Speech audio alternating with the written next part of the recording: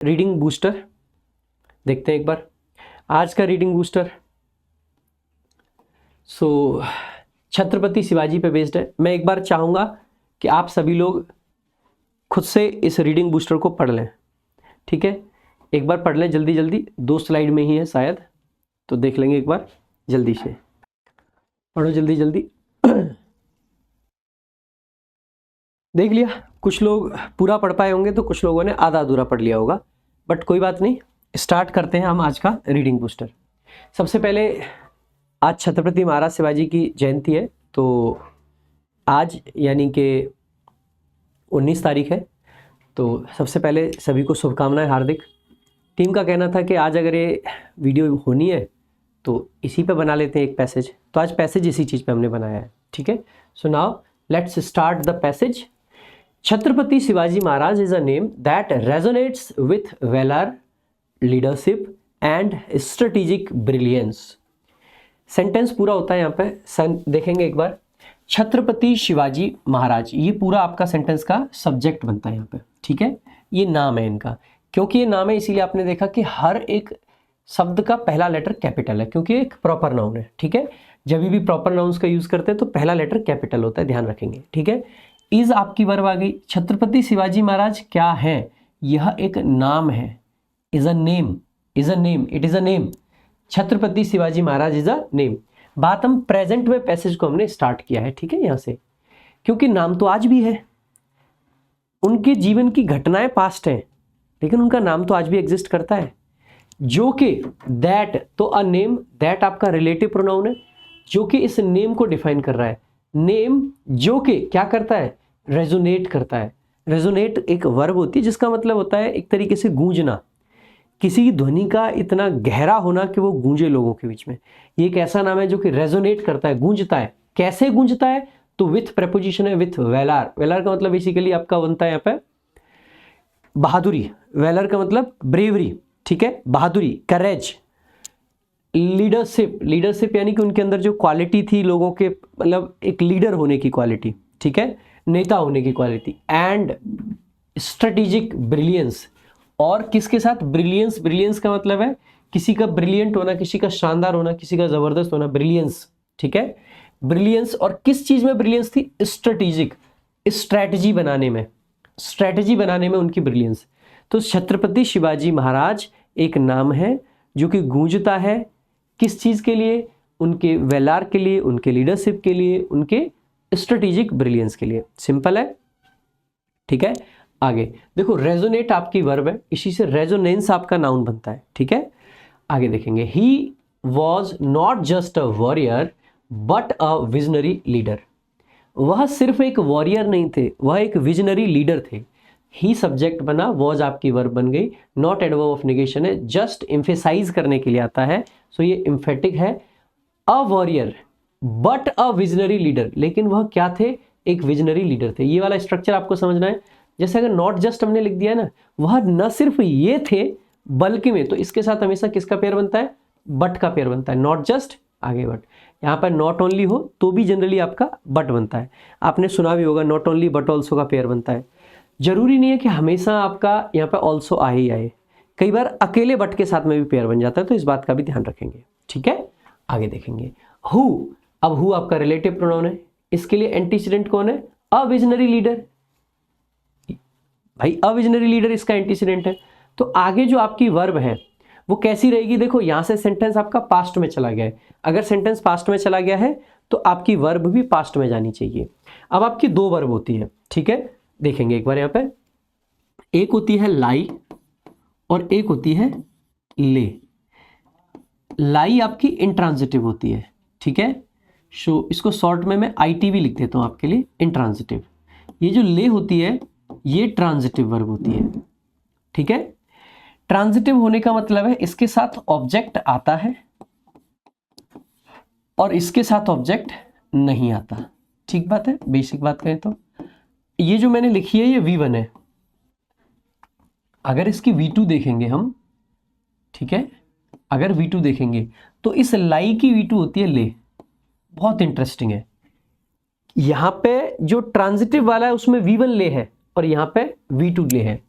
इसकी जो V3 होती है यानी कि वर्ब की थर्ड फॉर्म विच इज लेन, क्या होती है भाई? लेन।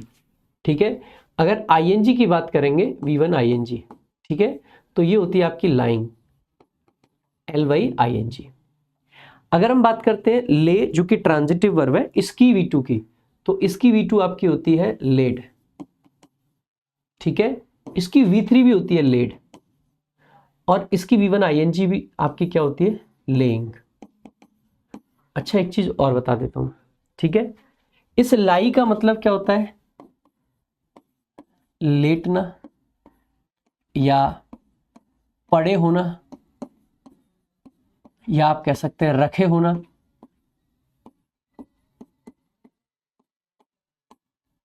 ठीक है, ये इसके मीनिंग बनते हैं। इस ले के जो मीनिंग बनते हैं वो बेसिकली क्या होता है? किसी चीज को रखना, ठीक है, किसी चीज को लिटाना,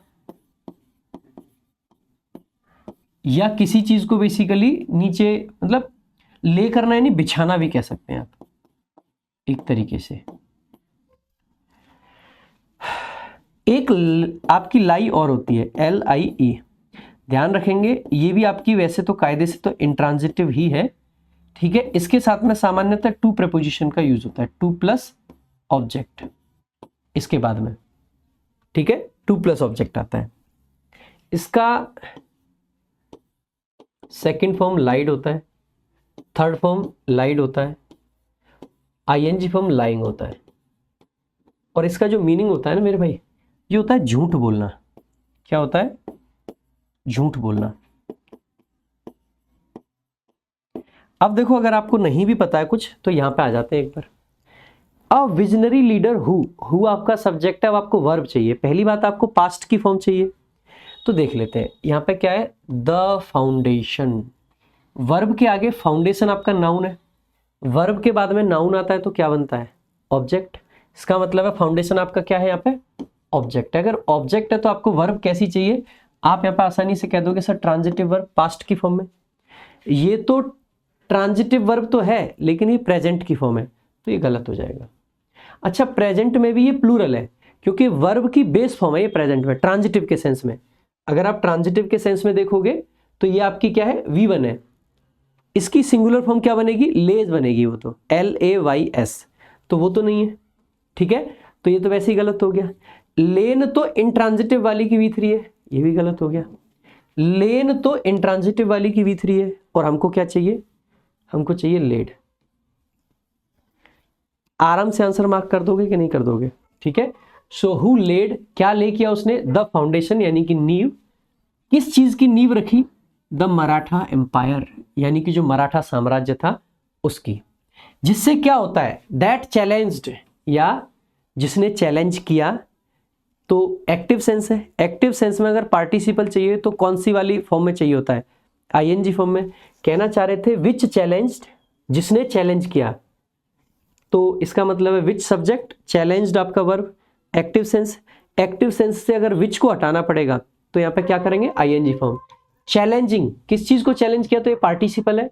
द माइटी मुगल रूल, जो मुगल राज्य था उसको चैलेंज किया। एंड अदर ऑपरेसिव रिजीम्स, इसके अलावा कुछ और ऑपरेसिव रिजीम्स। रिजीम्स होता है किसी का शासनकाल, ऑपरेसिव का मतलब है जो लोगों के ऊपर अत्याचार करते हैं, अत्याचारी। ऑफ हिज टाइम, उनके समय के। हिज लाइफ, उनका जीवन।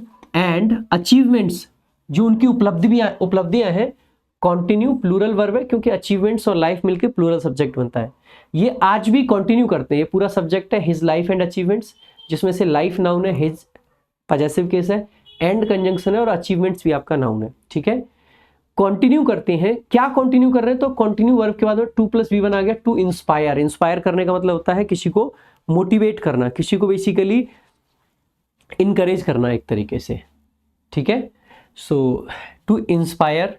टू इंस्पायर क्या? जनरेशंस। भाई किसको इंस्पायर कर रहे हैं? जनरेशंस, कई सारी पीढ़ियों को। मेकिंग हिम, जो कि उनको बना देता है। विच मेक्स हिम, यहां पे कहने का मतलब क्या बन रहा है? विच मेक्स हिम, तो विच आ गया प्लस मेक्स आ गया, यानी कि सेंटेंस किस में है? एक्टिव में। टेंस पास्ट है, प्रेजेंट है, फ्यूचर है, डजंट मैटर। एक्टिव का रिलेटिव क्लॉज है तो उसको रिड्यूस करके आईएनजी लिख देते हैं।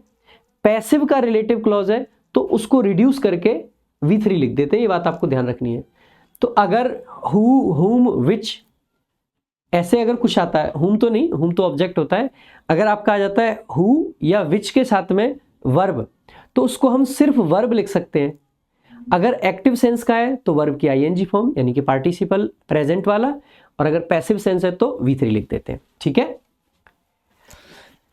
सो हम कह सकते हैं मेकिंग हिम, जो उन्हें बना देता है, उनको क्या बना रहा है, तो मेक वर्ब है, इसका ऑब्जेक्ट है हिम। मेक बेसिकली पार्टिसिपल है, लेकिन क्योंकि मेक पर वर्ब से ही तो पार्टिसिपल बना है तो इसका ऑब्जेक्ट हिम है। और मेक एक ऐसी वर्ब है जिसके साथ न सिर्फ ऑब्जेक्ट आता है बल्कि में उस ऑब्जेक्ट का कॉम्प्लीमेंट भी आता है। सो ऑब्जेक्ट कॉम्प्लीमेंट आगे आ गया him an eternal symbol. Him और एटर्नल सिंबल क्योंकि सेम है इसीलिए कंप्लीट कर रहा है हिम को, तो इसीलिए कॉम्प्लीमेंट कहते हैं इसको।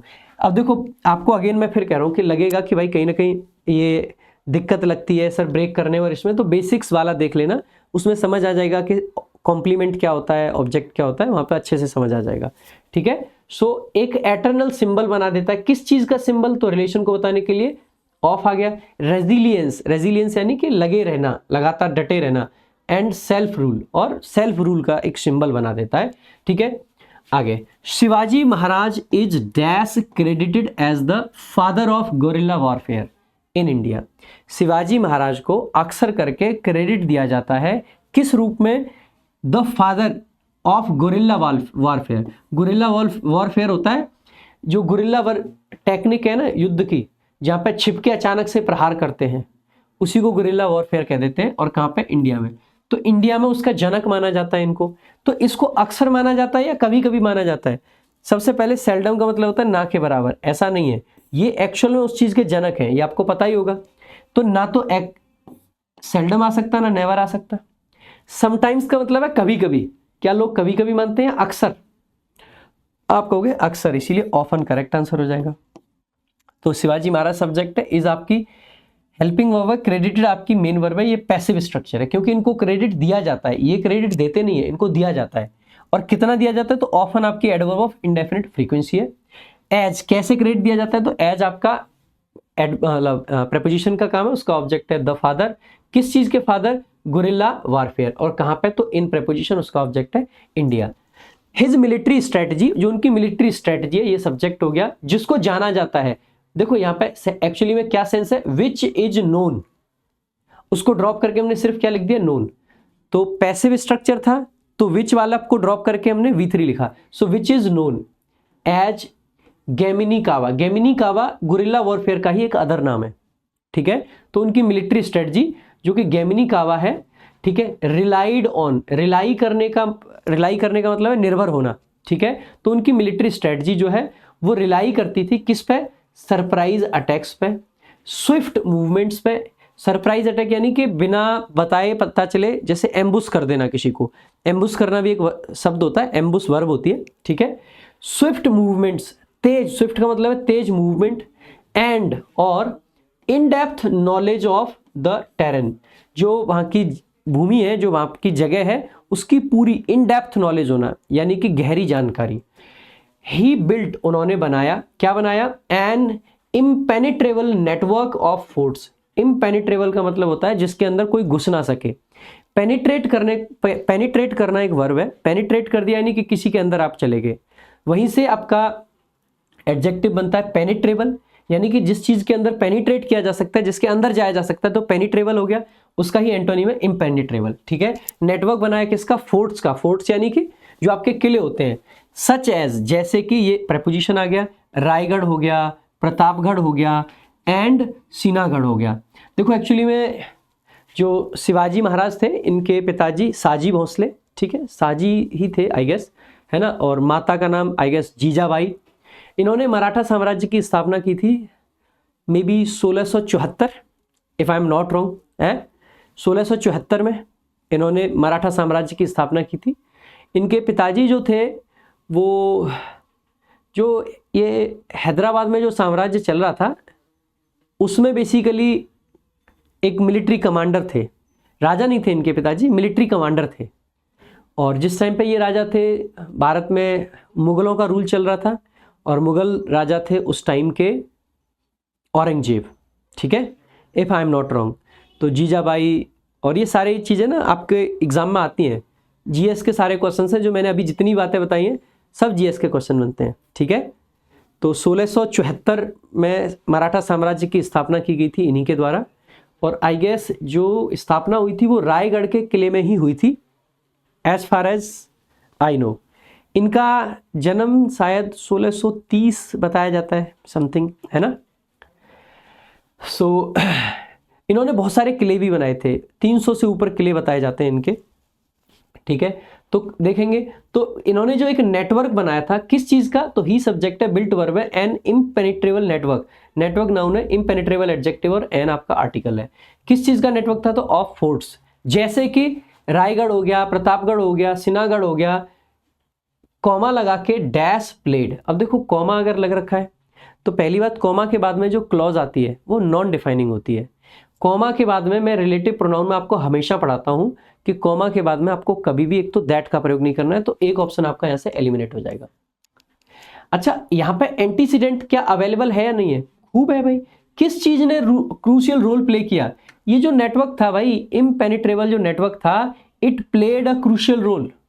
तो एंटीसीडेंट तो अवेलेबल है, जब एंटीसीडेंट अवेलेबल ना हो तो हमें व्हाट का यूज करना होता है, तो व्हाट तो नहीं आ सकता। ये जो इम्पेनिट्रेबल नेटवर्क बनाया जिसमें ये सारे किले शामिल थे, क्या ये व्यक्ति है या वस्तु की तरह से इसको काउंट करेंगे, आप इसको वस्तु मानोगे तो हु नहीं आ सकता है। करेक्ट आंसर क्या हो जाएगा, डी ऑप्शन, ठीक है। So played a crucial role in his defensive tactics. The legendary battle of Pratapgarh, जो प्रतापगढ़ का एक लेजेंडरी बैटल होता है जिसको 1659 का कहते हैं, अगेंस्ट अफजल खान, अफजल खान के अगेंस्ट जो बैटल था, and his daring escape from Agra in 1666। 1666 में उन्होंने एक स्केप भी किया था आगरा से। एक्चुअली में क्या होता है, औरंगजेब इनको इनवाइट करता है जब ये अच्छा खासा अफजल के साथ में इनका बैटल हो चुका होता है, अच्छा नाम बना चुके होते हैं, जब तक इन्होंने मराठा साम्राज्य की स्थापना नहीं करी थी, जब तक राजा नहीं थे, ठीक है। तो ये जाते हैं, इनके बेटे संभाजी जाते हैं, ठीक है। तो संभाजी और शिवाजी महाराज ये लोग जाते हैं आगरा में। तो बुलाता तो औरंगजेब इस ये कह के कि देखो एक बार बात करते हैं, चर्चा करते हैं कि आगे क्या करना है, आप अच्छा कर रहे हो, इस टाइप से। लेकिन वहां जाके जो ऐसा कहा जाता है कि जो नीचे दर्जे के जो उनके वो थे उनके साथ उनको बिठाते हैं, जो बात शिवाजी को बहुत बुरी लगती है कि यार ये कैसे हमारे साथ कर सकते हो, हम अपने इतने सारे हमने किले जीत रखे हैं, हम कई जगह के वो हैं।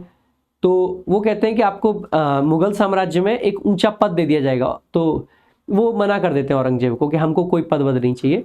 तो औरंगजेब उनको हाउस अरेस्ट में रख लेते हैं। हाउस अरेस्ट का मतलब उस टाइम पे कि ऐसा नहीं है कि उनके साथ अपील कर रहे हैं, बंदी बना लिया और घर के अंदर ही रखेंगे, जो आप करना चाहते हैं वो सब मिलेगा आपको, लेकिन आपको जाने नहीं दिया जाएगा, हाउस अरेस्ट कर दिया गया एक तरीके से, ठीक है। तो उसके साथ में ही फिर वहां पे क्या होता है कि कई दिन तक वो हाउस अरेस्ट रहते हैं, फिर उनको लगता है कि यार यहाँ तो हमें मारा भी जा सकता है, कोई भी मार दे हमको, ठीक है। तो उसके बाद में ये वहां से निकलने का प्लान करते हैं। तो ये ना अपनी खराब हेल्थ का कारण देते हैं और कहते हैं कि यार देखो मुझे मंदिरों में और लोगों में कुछ मिठाइयाँ वगैरह बंटवानी है, जो कि रोज बंटने के लिए जाती हैं। तो शुरुआत में तो मुगल्स उनका सब कुछ चेक करते हैं, सारी टोकरियाँ, कि इसमें कुछ गड़बड़ तो नहीं है। फिर धीरे धीरे जो लोग होते हैं ना वहाँ के जो पहरेदार वगैरह, उनको लगता है कि रोज टोकरियाँ जा रही हैं, इनको रोज को कौन चेक करे। आदमी हमेशा आदिकाल से आलसी रहा है, तो तब भी आलसी थे लोग। तो शुरुआत में कुछ दिन चेक होती है, जब लगता है उनको कि चेकिंग कम हो गई है, तो जो मिठाइयों की टोकरियाँ थी उनमें बैठ के खुद और उनके बेटे निकल जाते हैं वहाँ से, ठीक है। सो नज़रबंद कर देना ही होता, हाउस अरेस्ट भी, ठीक है। तो यही था जो 1666 में इन्होंने किया था, इसी को बहुत तगड़ा बताया गया, तो इससे शोकेस होता है। तो यही कहा गया है, एंड हिज स्केप, उनका स्केप, तो ये आपका सब्जेक्ट है हिज डेयरिंग स्केप। डेयरिंग का मतलब है एकदम निडर, ठीक है, ब्रेव। कहाँ से, तो फ्रॉम आगरा। कब, तो 1666 में। शोकेस करने का मतलब है दिखाया, क्या दिखाया, his unmatched strategic acumen. Acumen का मतलब होता है मेंटल कीननेस, मेंटल पावर। उनकी मेंटल पावर को ये चीज दिखाती है जिसको कोई मैच नहीं कर सकता है। आगे देखेंगे, unlike many rulers of his time, अपने अनलाइक प्रेपोजिशन है, इसका ऑब्जेक्ट है रूलर्स ऑफ हिज टाइम। तो मैनी रूलर्स इसका ऑब्जेक्ट है, ऑफ प्रेपोजिशन उसका ऑब्जेक्ट है ये वाला। अपने समय के बहुत सारे राजाओं से अलग Shivaji Maharaj was known for his progressive governance. उस टाइम के लोग प्रोग्रेसिव नहीं थे, वो रिग्रेसिव थे, ठीक है, या फिर ऑपरेसिव थे। ऑपरेसिव यानी निर्दयी, रिग्रेसिव यानी पुरानी सोच के। ये प्रोग्रेसिव गवर्नेंस चलाते थे। इनकी जो सरकार चलाने का तरीका था वो बहुत प्रोग्रेसिव था, आगे की सोच रखते थे। प्रोग्रेसिव होने का मतलब होता है आगे की सोच रखना। ही एस्टैब्लिश्ड, उन्होंने एस्टैब्लिश किया a well structured administrative system, एक बहुत अच्छा वेल स्ट्रक्चर्ड, एक बहुत अच्छे से स्ट्रक्चर्ड एडमिनिस्ट्रेटिव सिस्टम। इसमें एक बार एरर भी आया था, ये सिस्टम नाउन है तो आपका एडमिनिस्ट्रेटिव एडजेक्टिव है, एडमिनिस्ट्रेटिव एडजेक्टिव है, एडमिनिस्ट्रेशन नाउन होता है। तो अगर सिस्टम नाउन लिख दिया तो यहाँ पे एडमिनिस्ट्रेशन अगर लिखा है तो वो गलत होगा, एडमिनिस्ट्रेटिव आपका सही होता है, ठीक है, ध्यान रखेंगे, ग्रामर में एरर आ जाता है इस पे, ठीक है।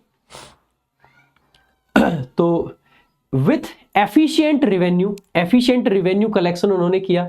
तो यहाँ पे देखोगे ही सब्जेक्ट था, एस्टेब्लिश्ड वर्ब थी, क्या एस्टेब्लिश किया, एक अच्छा structured administrative system. With preposition है जिसका ऑब्जेक्ट है कलेक्शन, कैसा, किस चीज का कलेक्शन, तो रेवेन्यू का कलेक्शन। और कैसा था वो कलेक्शन, सो एफिशिएंट था, यानी कि वो लायक था, एक तरीके से वो अच्छा था। एंड डिसेंट्रलाइज्ड पावर, और बेसिकली क्या था, पावर कैसी थी, डिसेंट्रलाइज्ड थी। डिसेंट्रलाइज्ड होने का मतलब होता है एक व्यक्ति के अंदर पावर नहीं है। सेंट्रलाइज्ड पावर होने का मतलब होता है कि एक व्यक्ति या एक ग्रुप के पास में पूरी शक्तियां होंगी। डिसेंट्रलाइज्ड का मतलब है कि अलग अलग लोगों के पास में शक्तियां होंगी। जैसे इंडिया में भी पावर डिसेंट्रलाइज्ड है, जैसे सेंटर में जहां पे एक तरफ प्रधानमंत्री है तो एक तरफ आपके राष्ट्रपति हैं, दूसरी तरफ हर स्टेट में भी मुख्यमंत्री भी हैं, फिर उसके बाद में जिला पंचायत है, उसके बाद में गांव है। यानी कि पावर एक जगह पे नहीं है, गांव की पावर एक प्रधान के पास है, लेकिन प्रधान अपनी मनमौजी नहीं कर सकता है, वहां पे ऊपर जिले लेवल पे लोग बैठे हैं, जिले वाले अपनी मनमौजी नहीं कर सकते हैं क्योंकि उसके ऊपर आपके स्टेट लेवल पे लोग बैठे हैं, स्टेट वाले भी मनमौजी नहीं कर सकते क्योंकि सेंटर गवर्नमेंट बैठी है। तो ये डिसेंट्रलाइजेशन ऑफ पावर होता है, ठीक है। डिसेंट्रलाइज्ड पावर थी। His navy was one of the first in India to challenge foreign sea powers, जो उनकी नेवी थी, उनकी नेवी वो was one of the first, यानी कि चैलेंज करने वालों में से पहली थी। वन आपका कॉम्प्लीमेंट है, ऑफ प्रेपोजिशन है, ऑफ के बाद आगे द प्लस एडजेक्टिव दे रखा है। अब देखो द फर्स्ट अपने आप में यहाँ पे द प्लस एडजेक्टिव आप जानते ही हैं किसका काम कर जाता है, एक कॉमन नाउन के तरीके से फंक्शन करता है जो कि प्लूरल का सेंस देता है। तो ये प्लूरल का सेंस दे रहा है। वन ऑफ द फर्स्ट कहां पे, इन इंडिया, भारत में। टू चैलेंज, जिसने क्या किया, चैलेंज किया। 2+V1 आ गया पर्पस बताने के लिए।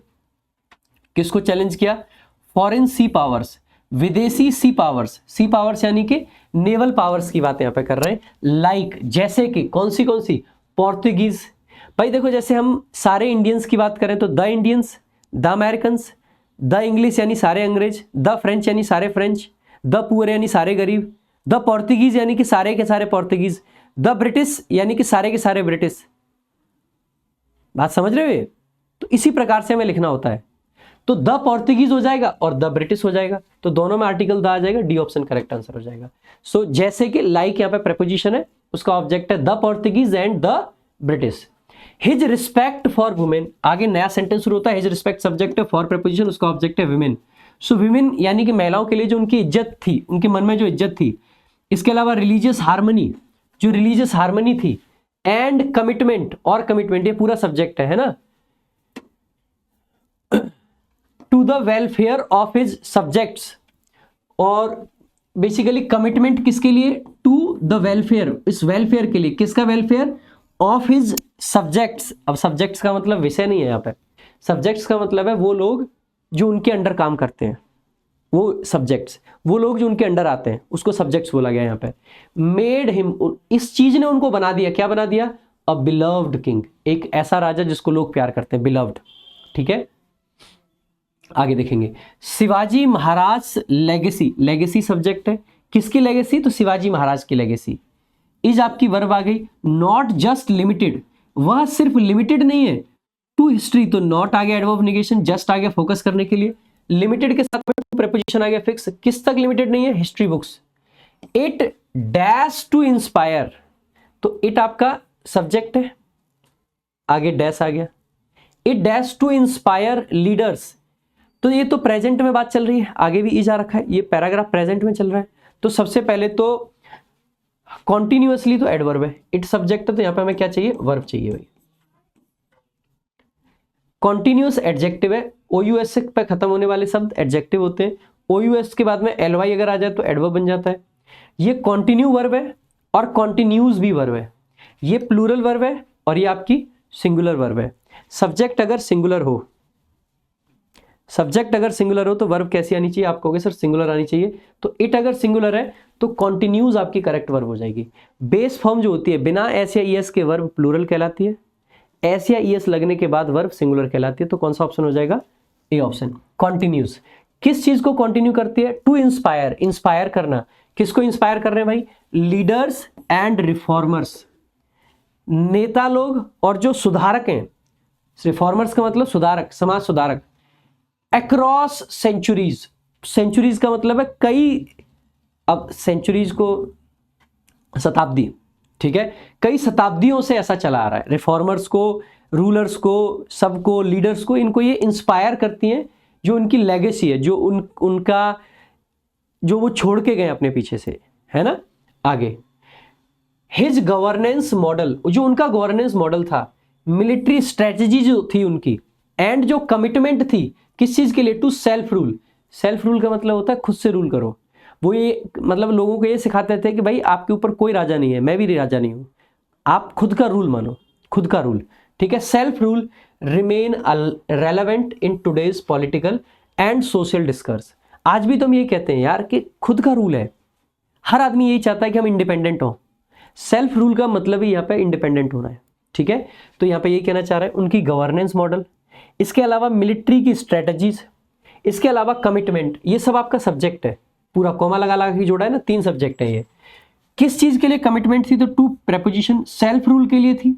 रिमेन आपकी वर्ब है, प्लूरल वर्ब आई है क्योंकि प्लूरल सब्जेक्ट है। स्ट्रेटजीज, मॉडल, कमिटमेंट सब मिलके प्लूरल ही तो बन गया। ये रिमेन, रिमेन आपकी लिंकिंग वर्ब होती है, इसलिए आगे एडजेक्टिव आ गया रेलेवेंट। ये आज भी रेलेवेंट बनी हुई है। कहां पे रेलेवेंट है? इन टुडेज पॉलिटिकल, आज के राजनीतिक और सोशल और सामाजिक डिस्कोर्स। डिस्कोर्स का मतलब है एक तरीके से आज जो चीजें चल रही हैं उस वातावरण में ये आज भी रेलेवेंट है, आज भी वैलिड है। रेलेवेंट होने का मतलब है कि आज भी उसकी वैल्यू है, ठीक है।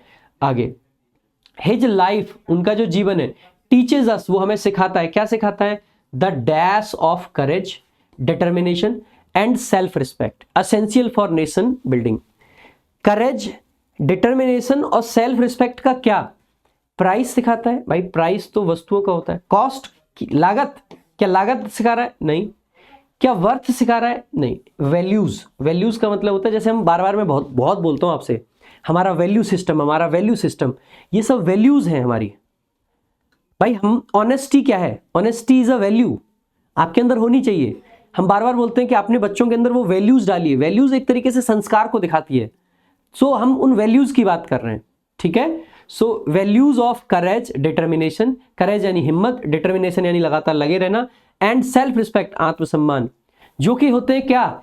एसेंशियल, जरूरी, किसके लिए? फॉर नेशन बिल्डिंग, एक राज्य को बनाने के लिए, ठीक है।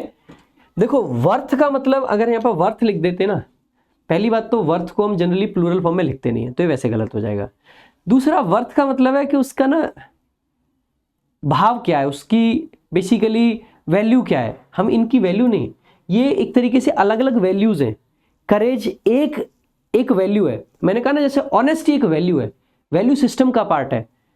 एक तरीके से हम कह सकते हैं कि ये हमारे रीति रिवाज है ना, रीति रिवाज का सेंस है यहाँ पे। आगे देखेंगे, as India moves forward, as conjunction है, जैसे इंडिया आगे बढ़ रहा है, द आइडियल्स, जो उनके द्वारा बेसिकली कुछ कॉन्सेप्ट्स बनाए गए, जो उनकी वैल्यूज थी, जो उनके कस्टम्स थे, जो उनकी मान्यताएं थी, किसकी? छत्रपति शिवाजी की, शिवाजी महाराज की। Dash us of the importance. So ideals तो प्लूरल है, अगर प्लूरल है तो प्लूरल वर्ब आएगी, और क्योंकि ये तो प्रेजेंट में चल रहा है, मूव्स फॉरवर्ड है, तो आप कह सकते हो कि रिमाइंडेड नहीं आएगा। प्लूरल है तो रिमाइंड्स नहीं आएगा, इज रिमाइंडिंग नहीं आएगा, क्योंकि कॉन्टिन्यूअस टेंस की जरूरत नहीं है, अभी फिलहाल नहीं रिमाइंड कर रही है, हमेशा करती हैं रिमाइंडिंग, तो रिमाइंड आ जाएगा, है ना। रिमाइंड अस, हमें रिमाइंड करती है किस चीज की? द इंपॉर्टेंस, और वैसे भी इज तो आ ही नहीं सकता है ना भाई प्लूरल के साथ, ठीक है। द इंपॉर्टेंस, किस चीज की इंपॉर्टेंस? सेल्फ रिलायंस, खुद पे डिपेंड होना, leadership and unwavering commitment. Unwavering का मतलब है जो कमिटमेंट बिल्कुल हिले नहीं, अपनी बात पर टिके रहना। टू जस्टिस, जस्टिस के लिए ये होना चाहिए। हिज स्टोरी, उनकी जो कहानी है, is not just of a king, वह सिर्फ एक राजा की नहीं है, लेकिन किसकी है? मैंने बताया था ना, नॉट जस्ट आ गया तो आगे क्या आएगा? बट आना चाहिए, सिंपल लगा दोगे आंसर, अभी थोड़ी देर पहले डिस्कस किया था हमने, ठीक है। But of a leader, his story subject है, इज आपकी वर्ब है, नॉट एडवर्ब नेगेशन है, जस्ट फोकस करने के लिए आया है। किस पर फोकस कर रहा है? ऑफ अ किंग, तो फोकस कर रहा है तो दोनों चीजों को जोड़ेगा, तो but of a leader, but conjunction है, ऑफ अ लीडर को जोड़ रहा है, of a king, of a leader. Who आपका रिलेटिव प्रोनाउन है, अ लीडर हु फॉट, जो लड़ा, फॉर हिज पीपल, अपने लोगों के लिए, मेकिंग हिम, जो उनको बनाता है, विच मेक्स हिम, कहना ये चाह रहे हैं हम, which makes him one of the greatest figures in Indian history, India के इतिहास में एक सबसे बड़े फिगर्स में से एक। सबसे पहले एक बार पैसेज को देखेंगे, पैसेज में पूरे तरीके से तारीफ की गई है भर भर के। पहला पैसेज उनका इंट्रोडक्शन देता है कि छत्रपति शिवाजी महाराज कौन थे।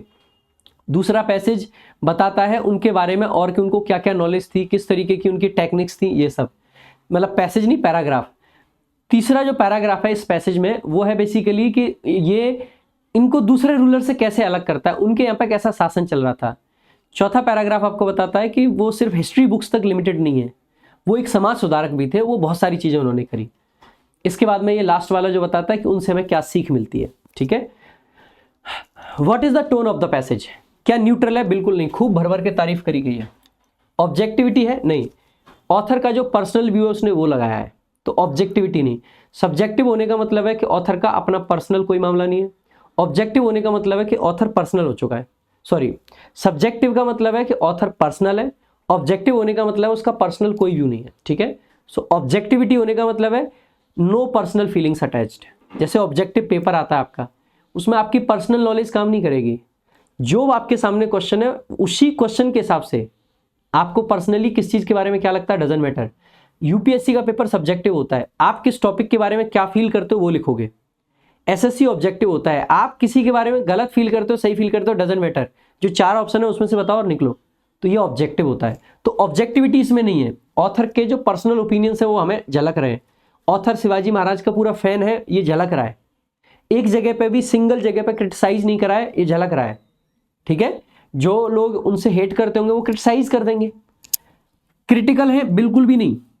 एडमायर कर रहे हैं बहुत ज्यादा। इंस्पिरेशनल है? बिल्कुल, हमें इंस्पिरेशन मिल रही है कि हमें भी शिवाजी महाराज जैसा कुछ करना चाहिए, तो ये करेक्ट आंसर हो जाएगा। सार्कास्टिक है? सार्कास्टिक मतलब क्या, ताना मार रहे हैं? बिल्कुल भी नहीं। डिसमिसिव का मतलब होता है कि हर चीज को ऐसा नहीं था, खत्म करो, वैसा बिल्कुल भी नहीं है। विच of the following titles, title कौन सा हो सकता है? छत्रपति शिवाजी महाराज द वॉरियर किंग, सही बात है, प्रॉपर पॉसिबल है। छत्रपति शिवाजी महाराज द आर्किटेक्ट ऑफ स्वराज्य, स्वराज्य के आर्किटेक्ट थे ऐसा नहीं कह सकते। The rise and fall of Shivaji Maharaj, fall उनका यहाँ पे नहीं दिखाया गया है, उनकी जो मृत्यु थी वो कब हुई? आई गेस 1680, क्या बोलते हो, 1680 में हुई थी?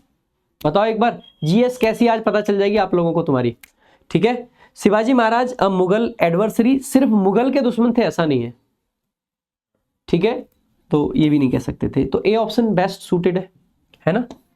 तीसरा question, what could be the most likely source of this passage? Source of passage क्या हो सकता है भाई, बताओ जल्दी से। फिक्शनल नोवेल है? नोवेल है, फिक्शनल का मतलब है इमेजिनरी। क्या ये सारी बातें इमेजिनरी थी? बिल्कुल भी नहीं, ये हिस्टोरिकल है, हिस्ट्री है, ये फिक्शन नहीं है। 1680 ठीक बताया मतलब मैंने। चलो, a research paper critiquing Maratha administration, Maratha critic है क्या, वो क्रिटिसाइज कर रहे हैं? बिल्कुल भी नहीं। अ हिस्टोरिकल एडिटोरियल और एजुकेशनल आर्टिकल, बिल्कुल कह सकते हो, C option is the correct answer. Personal diary है ना, पर्सनल थोड़ी ना ये। Next, what structural features of the passage helps in better understanding of the topic. देखो ऐसे ऐसे क्वेश्चन आपको दे रहा हूं कि एसएससी मेंस तक कितना भी जोर लगा ले, इनसे मुश्किल क्वेश्चन नहीं दे पाएगा। पैसेज आसान है लेकिन पैसेज का क्वेश्चन समझो। क्वेश्चन कह रहा है कि क्या स्ट्रक्चर के फीचर्स है इस पैसेज के जो कि समझने में बहुत अच्छी हेल्प करी आपकी। इस पैसेज में एक चीज खास थी, हर एक टॉपिक को ना अलग अलग सब हेडिंग्स में डिवाइड कर दिया है, या यूं कहूं कि सब पैसेजेस में डिवाइड कर दिया, अलग अलग पैराग्राफ में लिखा है। तो देखिए एक बार, क्या क्रोनोलॉजी का यूज किया है? सबसे पहले जन्म बताया, फिर कोरोनेशन कैसे हुआ, किसको युद्ध में हराया, क्या ऐसा कुछ डिस्क्राइब करा है? क्रोनोलॉजी का मतलब होता है वो सुना है ना आपने अमित शाह जी का डायलॉग, क्रोनोलॉजी समझिए। क्या वो क्रोनोलॉजी है? The answer is no. Division into thematic sub headings, बिल्कुल सही बात है। थीम बेस आपकी सब हेडिंग्स है, इसमें सब हेडिंग्स कह लो या सब टॉपिक्स कह लो या फिर आप सब पैराग्राफ्स कह लो, ठीक है? तो आप बिल्कुल कह सकते हो, तो ये आपका करेक्ट आंसर है। The excessive use of rhetorical questions, नहीं। क्या रिटोरिक क्वेश्चंस थे? बिल्कुल भी नहीं। Absence of any clear sections, नहीं, सेक्शंस बना रखे हैं अलग अलग, तो एब्सेंस नहीं है, ठीक है। Next question number 5, which of the following best describes the significance of Shivaji Maharaj concept of Hindavi Swaraj? Hindavi Swaraj का क्या कॉन्सेप्ट था उनका? Military strategy to expand his empire, ऐसा तो नहीं कह सकते। क्या उनकी गवर्नेंस फोकस्ड थी रिलीजियस डोमिनेंस पे? रिलीजियस डोमिनेंस नहीं चाहते थे वो, ऐसा नहीं था। उनका जो विजन था वो सेल्फ रूल का था, जो कि बेस्ड था जस्टिस पे, टॉलरेंस पे और इंक्लूसिविटी पे, ठीक है। इंक्लूसिव चीजें चाहते थे वो, ठीक है।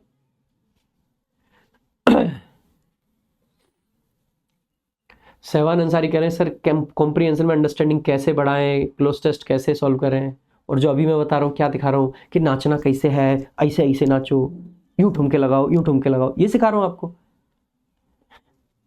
अरे डेली पैसेज देखो भाई, मैं भी तो वही सिखा रहा हूँ यार, ठुमके मारना थोड़ी सिखा रहा हूँ, बढ़िया पढ़ा रहा हूँ। देखो हिस्ट्री जानने को मिल रही है, वोकैब जानने को मिल रही है, ग्रामर जानने को मिल रही है, आई मीन क्या क्या तो जानने को मिल रहा है, कितनी जानकारी मिल रही है।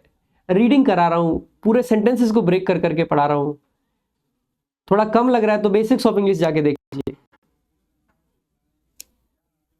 अ naval strategy to challenge foreign powers, नहीं। हिंदवी स्वराज्य तो यही था ना, let me check. Hindavi Swarajya की हमने कहां पे बात की थी?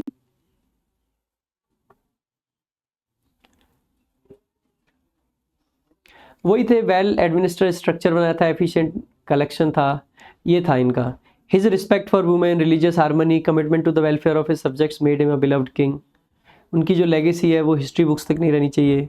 इनकी कमिटमेंट थी सेल्फ रूल के लिए, यही सब चीज़ें तो दी हैं इसमें, है ना।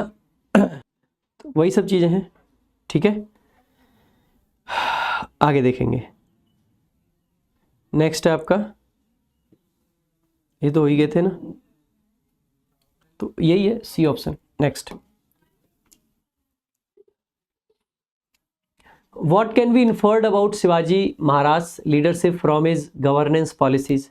क्या इन्फर कर सकते हो आप उनके बारे में, क्या ओपिनियन आपका है, क्या लगता है आपको?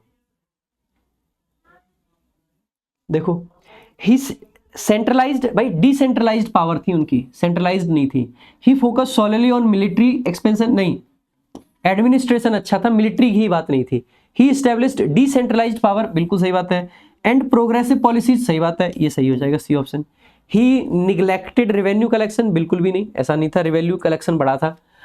How did Shivaji Maharaj military tactics contribute to success against powerful enemies? उनकी मिलिट्री टेक्निक ने कैसे कंट्रीब्यूट किया? He relied on direct large scale battles, नहीं, गुरिल्ला वॉरफेयर था। He developed and used guerrilla warfare tactics, सही बात है। He depended entirely on alliances, बिल्कुल भी नहीं। ही अवॉइडेड मिलिट्री कन्फ्लिक्ट्स, ऐसा भी नहीं था, डरे नहीं थे।